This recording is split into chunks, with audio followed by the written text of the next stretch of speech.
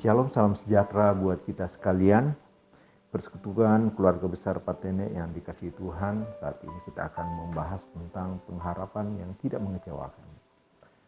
Pembacaan firman Tuhan terambil dari Roma 5 ayat 2 sampai ayat yang kelima yang berbunyi demikian. Oleh Dia kita juga beroleh jalan masuk oleh iman kepada kasih karunia ini. Di dalam kasih karunia ini kita berdiri dan kita bermegah dalam pengharapan akan menerima kemuliaan Allah. Dan bukan hanya itu saja, kita malah bermegah juga dalam kesengsaraan kita, karena kita tahu bahwa kesengsaraan itu menimbulkan ketekunan, dan ketekunan menimbulkan tahan uji, dan tahan uji menimbulkan pengharapan. Dan pengharapan tidak mengecewakan karena kasih Allah telah dicurahkan di dalam hati kita oleh Roh Kudus yang telah dikaruniakan kepada kita. Menurut Kamus Besar Bahasa Indonesia, pengharapan berarti yang pertama sesuatu yang dapat diharapkan.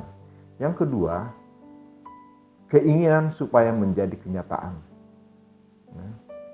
Yang ketiga, orang yang diharapkan atau dipercaya. Nah, setiap kita pastilah selalu mengharapkan yang terbaik dalam hidup kita. Kita berharap berbahagia, diberkati, panjang umur, dan banyak harapan lain yang kita inginkan. Namun kenyataannya tidaklah selalu demikian. Karena seringkali apa yang terjadi tidak seperti yang kita kehendaki, tidak seperti yang kita harapkan. Nah, bagaimana pengharapan yang tidak mengecewakan itu dapat kita miliki? Persekutuan keluarga besar Patene yang dikasihi oleh Tuhan, yang pertama, pengharapan sebagai proses. Pada ayat yang ketiga dan ayat yang keempat disebutkan bahwa pengharapan adalah hasil akhir dari sebuah proses.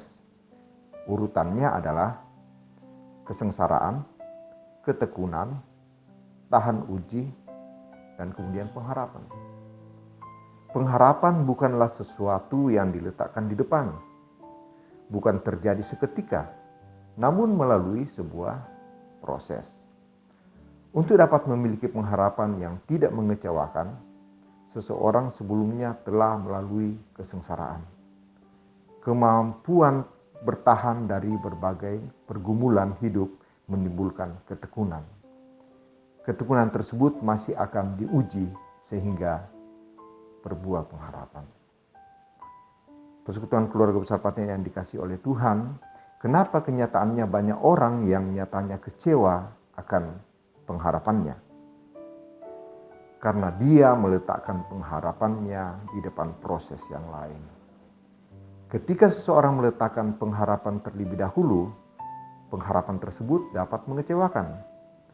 Ketika kesengsaraan datang dan belum tahan uji, pengharapan membuahkan kekecewaan.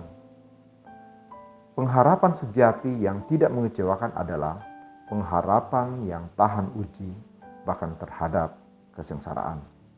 Sehingga apapun yang terjadi, pengharapan kita tidak pernah mengecewakan. Yang kedua, meletakkan pengharapan kita kepada Tuhan. Persekutuan keluarga besar Patene yang dikasihi oleh Tuhan, di dalam Mazmur 147 ayat 11 mengatakan, Tuhan senang kepada orang-orang yang takut akan Dia, kepada orang-orang yang berharap akan kasih setianya. Ketika kita berharap pada manusia, atau berharap kepada kekayaan, atau berharap kepada kekuatan, jabatan, dan sebagainya, maka pengharapan kita dapat mengecewakan. Bahkan, terkadang orang yang begitu kita percaya sekalipun dapat mengecewakan kita. Satu-satunya pengharapan yang tidak pernah mengecewakan adalah pengharapan kepada Tuhan. Sebab apapun yang terjadi, rancangan Tuhan bagi kita adalah rancangan damai sejahtera. Persekutuan keluarga besar Patene yang dikasihi oleh Tuhan, berharaplah hanya kepada Tuhan. Bertekun dan tahan uji, maka pengharapan kita tidak akan mengecewakan. Biarlah renungan ini bisa menjadi berkat buat kita sekalian. Shalom, dan Yesus memberkati kita semua.